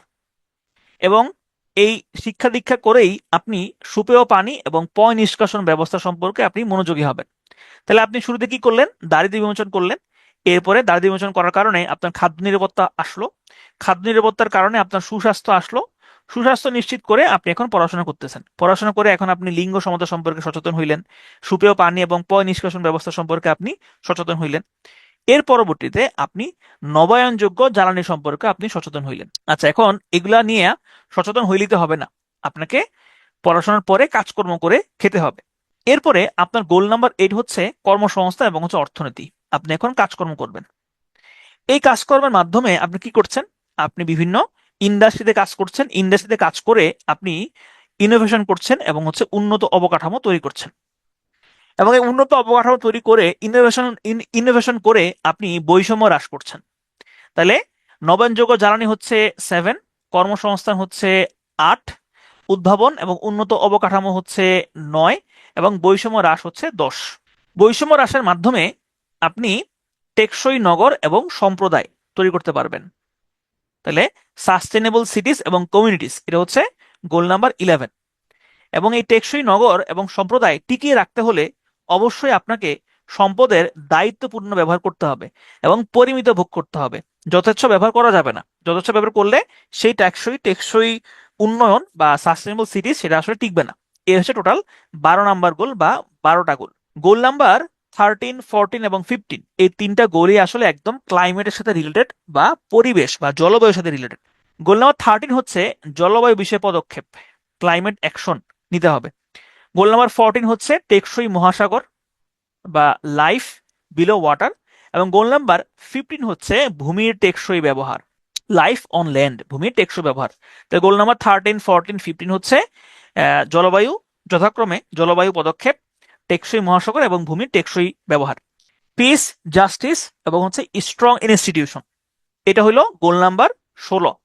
আপনি এখন শান্তি এবং ন্যায় বিচার প্রতিষ্ঠা করবেন, এবং এই শান্তি এবং ন্যায় বিচার প্রতিষ্ঠা করতে হলে অবশ্যই আপনার পার্টনারশিপ লাগবে। আপনি একা একা শান্তি এবং ন্যায় বিচার প্রতিষ্ঠা করতে পারবেন না। তাহলে টেকসই উন্নয়নের জন্য আপনার অংশীদারিত্ব লাগবে। তাহলে এইভাবে গল্প দিয়ে আপনি আপনার মতো করে মুখস্থ করতে পারেন, অথবা আপনি এটা একদম কোনো কিছু না বুঝে ঠাডা মুখস্থ করে ফেলতে পারেন। আচ্ছা, এখানে কিছু শর্টকাট দেওয়া আছে, নাইস টু নো হিসেবে পড়তে পারেন। এইচডিসি যে একটা দেশ পালন করছে বা অর্জন করছে, এটার আসলে কতটুকু অর্জন করছে, কি পরিমাণ অর্জন করছে, এইটা জানার জন্য যে প্রতিষ্ঠানটা কাজ করে সেই প্রতিষ্ঠানের নাম হচ্ছে UNDP, United Nations Development Programme. তারা ইউএনডিপি এইচডিজি অথবা সাস্টেনেবল ডেভেলপমেন্ট গোলসের স্কোর কিপার হিসেবে কাজ করে। জাতিসংঘের শান্তিরক্ষী বাহিনী, এটাকে ব্লু ব্যারেট নামেও ডাকা হয়ে থাকে। ব্লু ব্যারেট, এই মাথার যে হেলমেট এটা হচ্ছে ব্লু, এই কারণে বলা হয় ব্লু ব্যারেট বা নীল শিরাশ্রম। United Nation peace keeping force, United Nation peace keeping force, এটা প্রথমবারের মতো গঠিত হয় হচ্ছে 1948 সালে, এবং এটার প্রেক্ষাপট ছিল আরব ইসরায়েলের প্রথম আরব ইসরায়েল যুদ্ধ। এই ইউএন ট্রুস সুপারভিশন অর্গানাইজেশন, এটা প্রথম মিশন নাম ছিল ইউএনটিএসও, এবং প্রথম আরব ইসরায়েল যুদ্ধে জেরুজালেমে এই মিশনটা প্রথম পাঠানো হয়। ইউনাইটেড নেশনসের সিকিউরিটি কাউন্সিল বা নিরাপত্তা পরিষদ হচ্ছে এই শান্তিরক্ষী মিশনটা পরিচালনা করে। তো এখানে কিছু টুকরো তথ্য আছে যে এই মিশনটা প্রথম চালু হয় 1948 সালে। প্রথম শান্তিরক্ষী মিশন পরিচালিত হয় মধ্যপ্রাচ্যে, প্রথম আরব ইসরায়েল যুদ্ধে এই মিশনটা পাঠানো হয়, এবং এই প্রথম শান্তিরক্ষী মিশনের নাম ছিল United Nations Truce Supervision Organization বা সংক্ষেপে ইউএনটিএসও। এখন পর্যন্ত টোটাল শান্তিরক্ষী মিশন গঠিত হয়েছে 71টা। টোটাল 71টা শান্তিরক্ষী মিশন এখন পর্যন্ত গঠিত হয়েছে, এবং চলমান চলমান শান্তিরক্ষী মিশন রয়েছে টোটাল 11টা। টোটাল 11টা চলমান শান্তিরক্ষী মিশন রয়েছে, শেষ হয়েছে টোটাল 60টা। তাহলে এই তথ্যটা খুব গুরুত্বপূর্ণ। এখন পর্যন্ত গঠিত হয়েছে 71টা, চলমান রয়েছে 11টা, এবং শেষ হয়েছে টোটাল 60টা। এবং 1988 সালে জাতিসংঘের UN peace keeping force Nobel পুরস্কার লাভ করেছিল। জাতিসংঘের যে সমস্ত সদস্য দেশগুলো আছে তাদের থেকে এই ইউএন পিস কিপিং ফোর্সে সদস্য যায় এবং সদস্যরা সেখানে মিশনে যায়। তো এই সদস্য প্রেরণের দিক থেকে বর্তমানে 1 নাম্বার দেশ হচ্ছে নেপাল, 2 নাম্বার দেশ হচ্ছে রুয়ান্ডা, এবং 3 নাম্বার দেশ হচ্ছে বাংলাদেশ। গত কয়েকদিন আগে সুদানে জাতিসংঘ শান্তিরক্ষী মিশনে দায়িত্ব পালন করতে গিয়ে 6 জন বাংলাদেশি সৈন্য নিহত হয়েছেন। সুতরাং এই তথ্যটা কিন্তু এই মুহূর্তে শান্তিরক্ষী মিশন বা শান্তিরক্ষী বাহিনী নিয়ে তথ্যগুলো কিন্তু এখন এই মুহূর্তে গুরুত্বপূর্ণ। বাংলাদেশ 1979 সালে জাতিসংঘের শান্তিরক্ষী বাহিনীদের সদস্যপদ লাভ করে। তবে তারও প্রায় 10 বছর পরে বাংলাদেশ প্রথম মিশনে অংশগ্রহণ করে। এই মিশনটা বাংলাদেশ সেনাবাহিনী কর্তৃক পরিচালিত হয়েছিল, বা বাংলাদেশ সেনাবাহিনী এই মিশনটা অংশগ্রহণ করেছিল, এবং তারা এটাতে অংশগ্রহণ করেছিল 1988 সালে। 1988 সালে তারা এই মিশনটাতে প্রথম অংশগ্রহণ করে, এবং এই প্রথম মিশনের নাম ছিল United Nations Iran Iraq military observer group বা সংক্ষেপে ইউনিমক। ইউনিমক এই নামটা খেয়াল করেন। বাংলাদেশের গাজীপুরে জাতিসংঘ শান্তিরক্ষী মিশনের একটা প্রশিক্ষণ কেন্দ্র রয়েছে, যেটার নাম হলো BIPSOT, Bangladesh Institute of Peace Support Operation Training বা সংক্ষেপে হচ্ছে বাইপোস্ট। শান্তিরক্ষী দিবস গঠিত হয় বা পালিত হয় প্রতি বছর 29শে মে। প্রতি 29শে মে আন্তর্জাতিক শান্তিরক্ষী দিবস পালিত হয়। একটু পরে আমরা রিক্যাপ করতেছি। বাংলাদেশ 1974 সালের 17 সেপ্টেম্বর এই তারিখে প্রথমবার বাংলাদেশ 1972 সালে আবেদন জানিয়েছিল জাতিসংঘের সদস্যপদ লাভ করার জন্য, কিন্তু সেই আবেদনে ভেটো প্রদান করেছিল চীন। পরবর্তীতে এর পরের বছর বাংলাদেশ আবেদন করে, সেইখানে ভেটো প্রদান করেছিল চীন, কিন্তু আলটিমেটলি 17 সেপ্টেম্বর 1974 17 সেপ্টেম্বর 1974 সালে হচ্ছে বাংলাদেশ জাতিসংঘের চূড়ান্তভাবে জাতিসংঘের সদস্যপদ লাভ করে। ঠিক আছে, ওকে। এরপরে আসেন যে 29তম অধিবেশন, 136তম সদস্য হিসেবে বাংলাদেশ 29তম অধিবেশনে বাংলাদেশ জাতিসংঘের সদস্যপদ লাভ করে। হুমায়ুন রশিদ চৌধুরী ছিলেন এখন পর্যন্ত একমাত্র বাংলাদেশী যিনি জাতিসংঘের সাধারণ পরিষদে সভাপতির দায়িত্ব পালন করেন। এটা ছিল 41তম অধিবেশন 1986। এরপরে আর বাংলাদেশের কেউই এই দায়িত্ব পান নাই। তবে এই সরকারের পররাষ্ট্র উপদেষ্টা তৌহিদুল ইসলাম, তার এই সুযোগ ছিল, কিন্তু পরবর্তীতে তিনি, আমি জানি না কি কারণে তিনি সেখান থেকে চলে আসছেন, তিনি আর প্রতিদ্বন্দ্বিতা করেন নাই। আনোয়ারুল করিম চৌধুরী বাংলাদেশের পক্ষে জাতিসংঘের নিরাপত্তা পরিষদের সভাপতিত্ব করেন। আনোয়ারুল করিম চৌধুরী তিনিও একমাত্র বাংলাদেশী হিসেবে তিনি এই দায়িত্ব পালন করেছেন। এরপরে কোনো বাংলাদেশী এই দায়িত্ব পালনের সুযোগ পান নাই বা করেন নাই। প্রতিটা দেশের রাষ্ট্রপ্রধান বা সরকার প্রধান মূলত জাতিসংঘে ওই দেশকে রিপ্রেজেন্টেশন করবে। তবে রাষ্ট্রপ্রধান বা সরকার প্রধানদের তো এত ব্যস্ততা থাকে, অনেক ব্যস্ততা থাকে, এই কারণে তারা তাদের হয়ে এই দায়িত্ব পালন করার জন্য একজনকে প্রতিনিধি হিসেবে প্রেরণ করেন। বর্তমানে সালাউদ্দিন নোমান চৌধুরী তিনি জাতিসংঘে বাংলাদেশের 17ম স্থায়ী প্রতিনিধি হিসেবে দায়িত্ব পালন করছেন। এই নামটা খুব গুরুত্বপূর্ণ, ইংরেজিতে হচ্ছে পার্মানেন্ট রিপ্রেজেন্টেটিভ। পার্মানেন্ট রিপ্রেজেন্টেটিভ হিসেবে তিনি দায়িত্ব পালন করছেন। কততম? 17তম পার্মানেন্ট রিপ্রেজেন্টেটিভ হিসেবে তিনি দায়িত্ব পালন করছেন। জাতিসংঘে এই মুহূর্তে বাংলাদেশের প্রতিনিধিত্ব আছে কোথায়? United Nations human rights council. UN human rights council, human rights কাউন্সিলের বর্তমানে বাংলাদেশ সদস্য হিসেবে দায়িত্ব পালন করছে। আইএলওর গভর্নিং বডির সদস্য হিসেবে বাংলাদেশ দায়িত্ব পালন করছে। এছাড়া ইকোসকেরও সদস্য হিসেবে বাংলাদেশ দায়িত্ব পালন করছে। এই সালগুলো পড়ার প্রয়োজন নাই, কোন মর্যাদায় দায়িত্ব পালন করছে এইটা পড়লেই আসলে চলবে। এখন আসেন United Nations system. United Nations system বলতে মূলত মূলত হচ্ছে এইখানে এক নজরে আপনারা দেখতে পাচ্ছেন ইউনাইটেড নেশনস ট্রি বলতে পারেন। তো এই পুরো সিস্টেমটাকে আসলে মূলত ইউনাইটেড নেশনস সিস্টেম বলা হয়। তো এখানে দেখেন আমরা শুরু দেখবো হচ্ছে ইউনাইটেড নেশনসের স্পেশালাইজড এজেন্সি বা জাতিসংঘের বিশেষায়িত সংস্থা।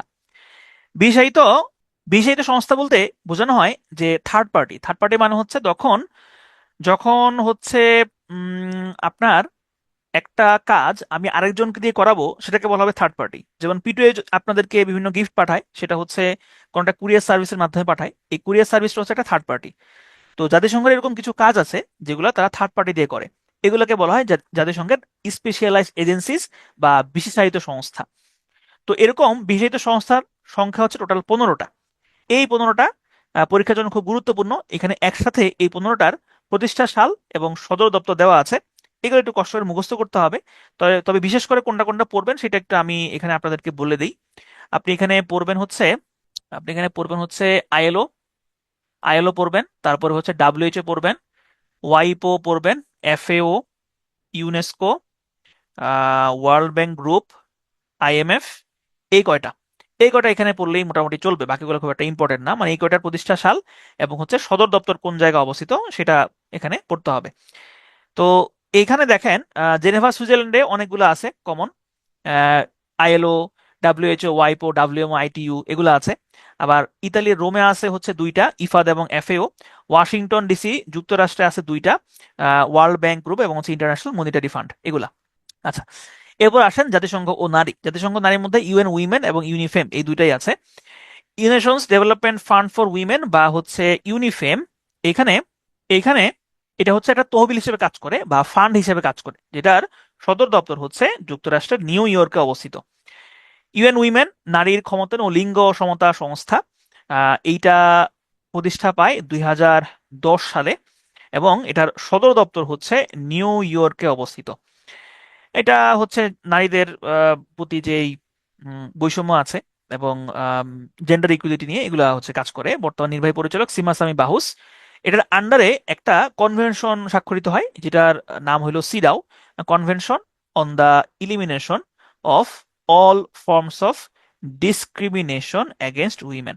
তাহলে নারীদের বিরুদ্ধে সকল ধরনের ডিসক্রিমিনেশন এগেনস্টে কাজ করে হচ্ছে এই সিডাও সনদ। তো এই সনদটা গৃহীত হয়েছে 1979 সালে। এই সালটা একটু আগে আপনারা দেখেছেন। কোথায় দেখেছেন? ওই যে জাতিসংঘের শান্তিরক্ষী মিশনে প্রথম বাংলাদেশ সদস্যপদ লাভ করে 1979 সালে। এই সিডো দিবস পালিত হয় 3রা সেপ্টেম্বর। এইটা এখানে পড়তে পারেন, বাকিগুলো আসলে ইম্পর্টেন্ট না। এটা পড়তে পারেন যে 3টা মৌলিক নীতির উপরে এটা প্রতিষ্ঠিত: সমতা নীতি, বৈষম্যহীনতার নীতি এবং হচ্ছে শরিক রাষ্ট্রের দায় দায়িত্বের নীতি। সিডো সনদটা বাংলাদেশ স্বাক্ষর করে 6 নভেম্বর 1984। 6 নভেম্বর 1984 এই তারিখে হচ্ছে বাংলাদেশ এই সনদটা স্বাক্ষর করে। আর সনদ কার্যকর হয় 1981 সালে। সিরো সনদের ধারা কয়টা? সিরো সনদের ধারা হচ্ছে টোটাল 30টা ধারা আছে সিরো সনদের। তবে এর মধ্যে 2টা ধারায় বাংলাদেশের আপত্তি আছে। কোন 2টা ধারা এগুলা প্রয়োজন নাই, জাস্ট 2টা ধারায় বাংলাদেশের অবজেকশন আছে, এটা জানলে চলবে। নারী নির্যাতন প্রতিরোধ দিবস প্রতি বছর 25 নভেম্বর পালিত হয়। আর প্রতি বছর 8ই মার্চ বিশ্ব নারী দিবস পালিত হয়। UNESCO, United Nations Scientific and Cultural Organization, শিক্ষা, বিজ্ঞান এবং হচ্ছে সাংস্কৃতিক সংস্থা। এটা 1945 সালে হচ্ছে প্রতিষ্ঠিত হয়। 1945 সালে প্রতিষ্ঠিত হয় এবং এটার সদর দপ্তর হচ্ছে ফ্রান্সের প্যারিসে অবস্থিত। বর্তমানে এটার সদস্য সংখ্যা হচ্ছে 194টা। বাংলাদেশ 1972 সালে এই প্রতিষ্ঠানের সদস্যপদ লাভ করে। তো বাংলাদেশ কিন্তু 1972 সালে আম, 1972 সালে কিন্তু আরো কয়েকটা সংস্থার সদস্যপদ লাভ করেছিল। তো এটা আমরা আস্তে আস্তে দেখবো। এই স্লাইডটা খুব ইম্পর্টেন্ট। এই স্লাইডটা খুব ইম্পর্টেন্ট। তাহলে দেখেন, 1945 প্রতিষ্ঠা, প্যারিসে সদর দপ্তর, 194 হচ্ছে সদস্য এবং সদস্যপদ লাভ করে 1972 সালে।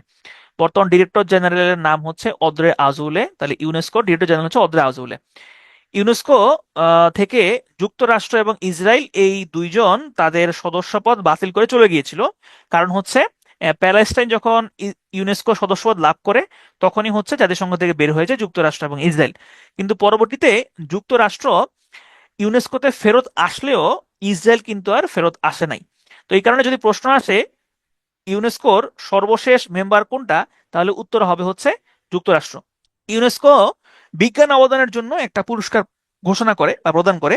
এই পুরস্কারটার নাম হচ্ছে কলিঙ্গ পুরস্কার। এই কলিঙ্গ পুরস্কারটা বাংলাদেশে পেয়েছেন আব্দুল্লাহ আল মতি শরফুদ্দিন। এছাড়াও নারীদের বিজ্ঞানে অবদানের জন্য একটা পুরস্কার প্রদান করে ইউনেস্কো। এই পুরস্কারটার নাম হচ্ছে উইমেন ইন সায়েন্স অ্যাওয়ার্ড।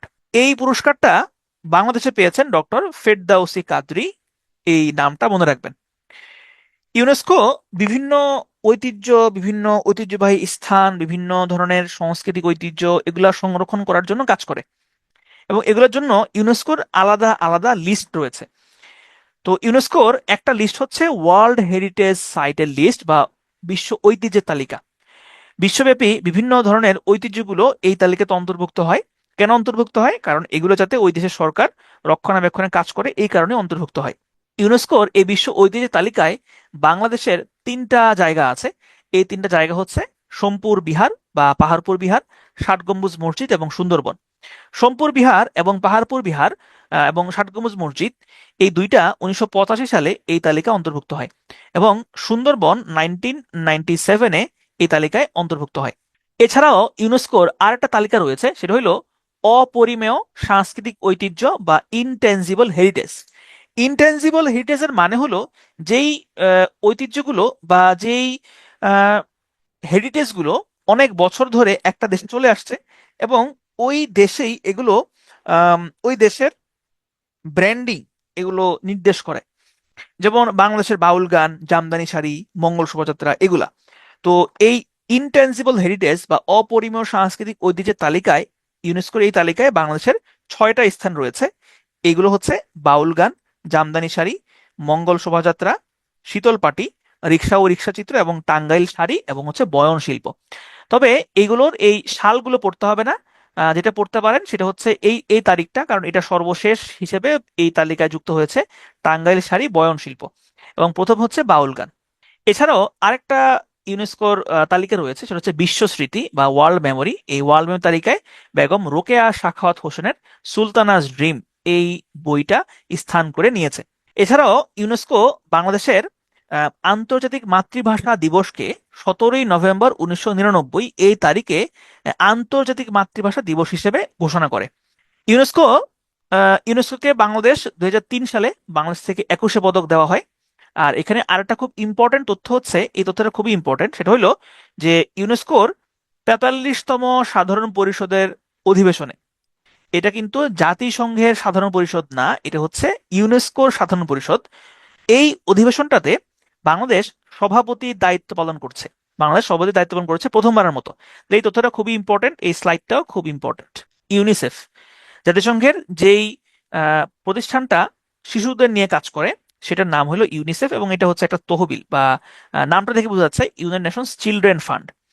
প্রতিষ্ঠা পায় 1946 সালে, এবং এটার সদস্য সংখ্যা হচ্ছে 190টা। এরা শিশুদের উন্নতি, নিরাপত্তা সংক্রান্ত যে সমস্ত কাজকর্ম আছে সেগুলো পরিচালনা করে। এবং এই ইউনিসেফের একটা আঞ্চলিক অফিস কিন্তু বাংলাদেশেও রয়েছে। এটা জাস্ট এতটুকু এখানে জানলেই চলবে। বর্তমানে ইউনিসেফের নির্বাহী পরিচালক হচ্ছেন ক্যাথারিন রাসেল। ইউনিসেফ 1965 সালে নোবেল পিস প্রাইজে ভূষিত হয়।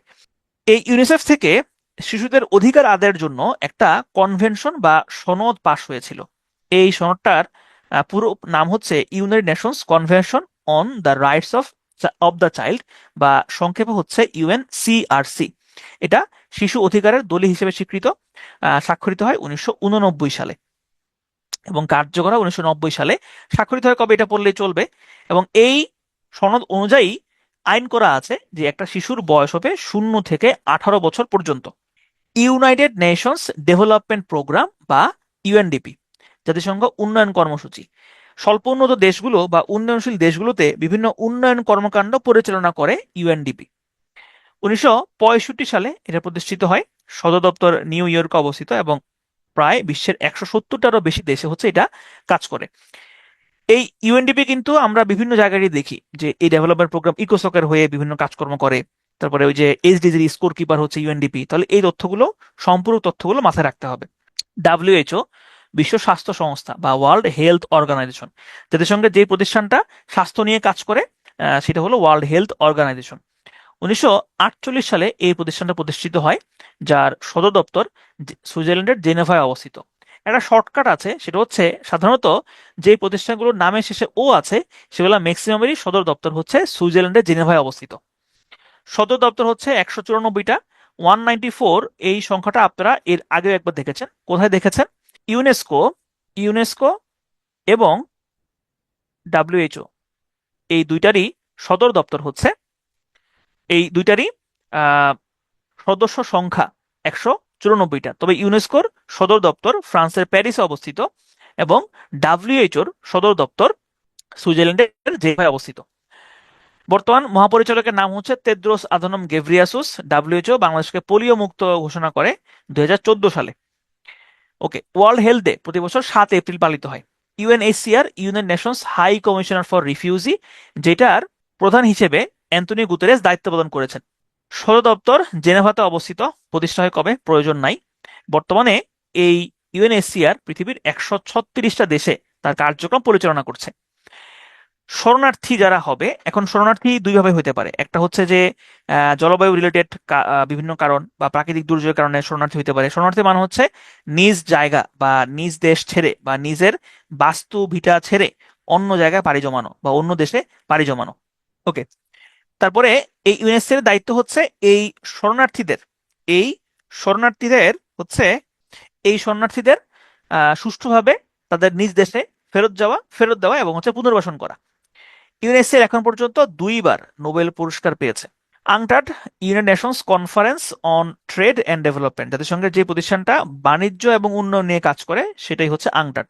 এখানে এই কাজটাই ইম্পর্টেন্ট, পরীক্ষাতে আসতে পারে যে জাতিসংঘের কোন প্রতিষ্ঠানটা বাণিজ্য এবং উন্নয়ন নিয়ে কাজ করে, তাহলে উত্তর হবে আংটাড। এটারও সদর দপ্তর জেনেভাতে অবস্থিত। ইউনেপ, জাতিসংঘের পরিবেশ নিয়ে কাজ করে যে প্রতিষ্ঠান, সেটা হলো UNEP, United Nations Environment Programme. এটার সদর দপ্তর কেনিয়ার নাইরোবিতে অবস্থিত, এবং প্রতি বছর এই প্রতিষ্ঠানটার আন্ডারে 5ই জুন ওয়ার্ল্ড এনভায়রনমেন্ট ডে বা বিশ্ব পরিবেশ দিবস পালিত হয়ে আসছে।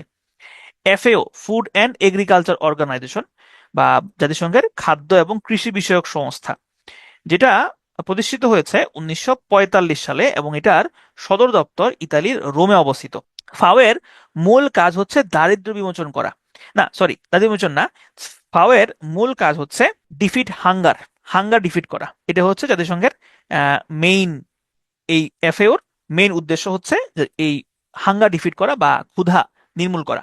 আইএলও ইন্টারন্যাশনাল লেবার অর্গানাইজেশন, জাতিসংঘের যে প্রতিষ্ঠানটা শ্রমিকদের অধিকার নিয়ে কাজ করে, আহ, এইটাকে এই প্রতিষ্ঠানটার নাম হচ্ছে আইএলও বা ইন্টারন্যাশনাল লেবার অর্গানাইজেশন, যেটার সদর দপ্তর হচ্ছে সুইজারল্যান্ডের জেনেভায় অবস্থিত।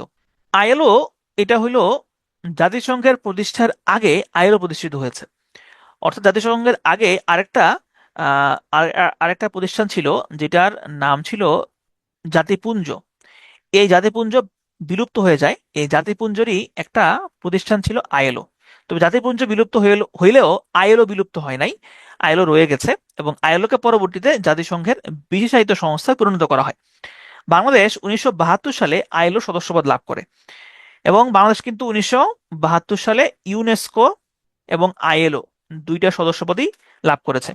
ইন্টারন্যাশনাল অ্যাটমিক এনার্জি এজেন্সি বা সংক্ষেপ হচ্ছে আইএইএ, জাতিসংঘের এই প্রতিষ্ঠানটা জাতিসংঘের এই প্রতিষ্ঠানটা পারমাণবিক শক্তির শান্তিপূর্ণ ব্যবহার নিশ্চিত করতে কাজ করে। বিশ্বের সব দেশকে উদ্বুদ্ধ করে যে আপনারা পারমাণবিক শক্তি ব্যবহার করেন, তবে সেটা শান্তিপূর্ণ কাজে ব্যবহার করেন। তবে সে বড় ভাইদের কিছু বলে না, যারা ছোট আছে, দুর্বল আছে, তাদেরকেই বলে।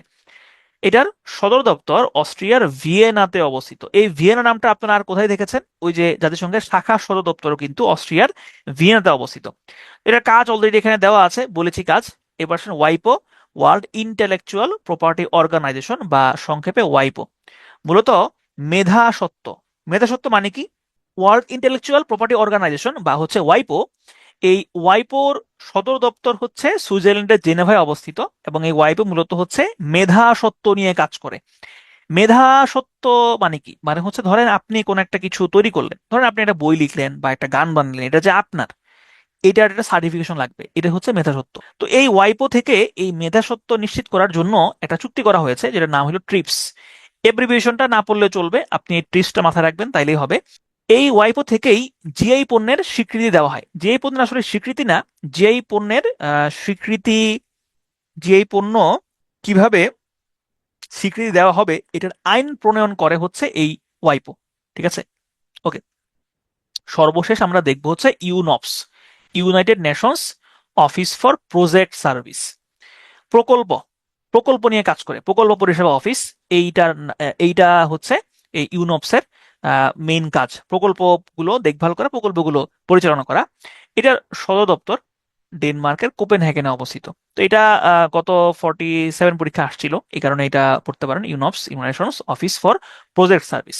ওকে, আমরা শেষ করে ফেলছি জাতিসংঘ। আমরা একটু হচ্ছে রিক্যাপ করে আসি, আমরা কি কি জিনিস পড়লাম আসলে এতক্ষণ পর্যন্ত। আমরা রিক্যাপটা করব হচ্ছে এসকাপ থেকে, আমরা রিক্যাপটা করতে পারি। দেখেন, আমরা হচ্ছে এসকাপ থেকে রিক্যাপ করি। আমরা দেখলাম কি কি? আমরা আহ, দেখলাম হচ্ছে ইকোসক, ইকোসকে কি উন্নয়ন পরিষদ বলা হয়ে থাকে। এটা টোটাল বর্তমান সদস্য হচ্ছে 54টা, 3 বছরের জন্য সদস্যগুলো নির্বাচিত হয়। তারপরে 2 বছর, বছরে দুইবার হচ্ছে এগুলার অধিবেশন অনুষ্ঠিত হয়। প্রেসিডেন্ট হচ্ছে লোকবাহাদুর থাপা এবং তার মেয়াদ হচ্ছে 1 বছর। বাংলাদেশ 2025, 26, 27 এই 3 বছরের জন্য 10মবারের মতো ইকোসকের মেম্বার নির্বাচিত হয়েছে। 5টা আঞ্চলিক কমিশনের মধ্যে এশিয়া অঞ্চলের জন্য যে আঞ্চলিক কমিশন, সেটার নাম হচ্ছে এসকাপ, থাইল্যান্ডের ব্যাংককে অবস্থিত, এটা সদর দপ্তর। আন্তর্জাতিক আদালত প্রতিষ্ঠিত হয় 1945 সালে, এটাকে আন্তর্জাতিক ন্যায় বিচার আদালত বলা হয়। বিচারক সংখ্যা হচ্ছে টোটাল 15টা। বর্তমান যিনি প্রেসিডেন্ট আছেন তার নাম হচ্ছে প্রফেসর ইউজি ইওয়াসাওয়া, প্রেসিডেন্টের মেয়াদ থাকে 3 বছর। এরপর আমরা দেখলাম হচ্ছে আইসিসি, ইন্টারন্যাশনাল ক্রিমিনাল কোর্ট, আন্তর্জাতিক অপরাধ আদালত 1998 সালে রোম বিধি স্বাক্ষরিত হয়েছিল। এই রোম বিধির মাধ্যমে 2002 সালে এটা প্রতিষ্ঠিত হয়। 4 ধরনের অপরাধের বিচার করে: গণহত্যা, মানবতা বিরোধী অপরাধ, যুদ্ধ অপরাধ এবং আগ্রাসনের বিরুদ্ধে অপরাধ, আগ্রাসনের অপরাধ। বর্তমান সদস্য 125টা, সর্বশেষ সদস্য হচ্ছে ইউক্রেন। বাংলাদেশ 2010 সালে 111তম সদস্য হিসেবে আইসিসির সদস্যপদ লাভ করে। ইন্টারন্যাশনাল ক্রিমিনাল ট্রাইব্যুনাল, বাংলাদেশের আন্তর্জাতিক যুদ্ধ অপরাধীদের বিচার কিন্তু এই ইন্টারন্যাশনাল ক্রিমিনাল ট্রাইব্যুনালের মাধ্যমে করা হয়েছিল। বিচারের সংখ্যা 18 জন, মেয়াদ হচ্ছে 9 বছর। বর্তমান প্রেসিডেন্ট তোমোকো আকানে, মেয়াদ 3 বছর। ওসি পরিষদের কার্যক্রম স্থগিত আছে 1994 সাল থেকে। এইচডিসি টোটাল লক্ষ্য হচ্ছে 17টা, তবে এইচডিসির টার্গেট রয়েছে হচ্ছে 169 এবং এইচডিসির ইন্ডিকেটর হচ্ছে 234টা। এইচডিসির মেয়াদ হচ্ছে 1 জানুয়ারি 2016 থেকে 31 জানুয়ারি 2030 সাল পর্যন্ত। এই যে টোটাল 17টা গোলস আছে, 17টা গোলস আপনাদেরকে পড়ানো হয়েছে, একটু পড়ে নিয়েন। তারপরে আমরা দেখলাম হচ্ছে যে স্কোর পেপার হচ্ছে UNDP, United Nations peace keeping force, প্রথম পাঠানো হয় 1948 সালে জেরুজালেমে প্রথম আরব ইসরায়েল যুদ্ধে, যেটার নাম ছিল, প্রথম মিশনের নাম ছিল United Nations truth Supervision Organization বা ইউএনটিএসও। গঠন করে নিরাপত্তা পরিষদ। এখন পর্যন্ত টোটাল 71টা মিশন গঠিত হয়েছে এবং তার চলমান রয়েছে 11টা এবং শেষ হয়েছে টোটাল 60টা। এবং নোবেল পুরস্কার পায় ইউএন পিস কিপিং ফোর্স 1988 সালে। বাংলাদেশ এখন সদস্য পূরণের দিক থেকে হচ্ছে 3 নম্বরে অবস্থান করছে, 1 নম্বরে অবস্থান করছে Nepal. Bangladesh UN peace keeping ফোর্সের সদস্যপদ লাভ করে 1979 সালে এবং বাংলাদেশ প্রথমবারের মতো মিশনে অংশগ্রহণ করে 1988 সালে এবং প্রথম মিশনের নাম ছিল United Nations Iran Iraq military observer group বা সংক্ষেপে ইউনিমক। প্রতি বছর 29 মে আন্তর্জাতিক শান্তিরক্ষী দিবস পালিত হয়। বাংলাদেশ জাতিসংঘের সদস্যপদ লাভ করেছে 17 সেপ্টেম্বর 1974। 29তম অধিবেশনে 136তম সদস্যপদ লাভ করে বাংলাদেশ। হুমায়ুন রশীদ চৌধুরী বাংলাদেশের নাগরিক হিসেবে, বাংলাদেশের প্রতিনিধি হিসেবে সাধারণ পরিষদের সভাপতির দায়িত্ব পালন করেছেন 1986 সালে 41তম অধিবেশনে। আর আনোয়ারুল করিম চৌধুরী তিনি নিরাপত্তা পরিষদের সভাপতির দায়িত্ব পালন করেছেন। সালাউদ্দিন নোমান চৌধুরী তিনি বাংলাদেশের সপ্তদশ স্থায়ী প্রতিনিধি, তিনি বর্তমানে 17তম স্থায়ী প্রতিনিধি হিসেবে দায়িত্ব পালন করছেন। জাতিসংঘের বাংলাদেশের প্রতিনিধিত্বের মধ্যে রয়েছে United nation human rights council বা সংক্ষেপে ইউএনএইচআরসি, এটা বর্তমানে হচ্ছে বাংলাদেশ এটার সদস্য হিসেবে দায়িত্ব পালন করছে। এছাড়া আইএলওর গভর্নিং বডির সদস্য হিসেবে বাংলাদেশ দায়িত্ব পালন করছে এবং ইকোসোকের সদস্য বর্তমানে বাংলাদেশ আছে। জাতিসংঘের বিশেষায়িত সংস্থা হচ্ছে টোটাল 15টা, এর মধ্যে যেগুলো দাগিয়ে দিয়েছে ওগুলো পড়বেন। ইউএন উইমেন এটা প্রতিষ্ঠিত হয়েছে 2010 সালে, এটা সদর দপ্তর নিউ ইয়র্কে অবস্থিত। বর্তমান নির্বাহী পরিচালক সীমা সামি বাহস। সিরো সনদ বাংলাদেশ স্বাক্ষর করে 1984 সালে এবং এই সিরো সনদে টোটাল 30টা ধারা রয়েছে। এই 30টা ধারার মধ্যে 2টা ধারায় বাংলাদেশের আপত্তি রয়েছে। প্রতি বছর নারী দিবস পালিত হয় 8ই মার্চ। ইউনেস্কো প্রতিষ্ঠিত হয় 1945 সালে, সদর দপ্তর ফ্রান্সের প্যারিস, বর্তমান সদস্য 194 এবং বাংলাদেশ সদস্যপদ লাভ করে 1972 সালে। ইউনেস্কো থেকে চলে গিয়েছিল যুক্তরাষ্ট্র এবং ইসরায়েল, তবে যুক্তরাষ্ট্র ফেরত আসলেও ইসরায়েল ফেরত আসেনি, তাহলে ইউনেস্কোর সর্বশেষ মেম্বার হচ্ছে যুক্তরাষ্ট্র।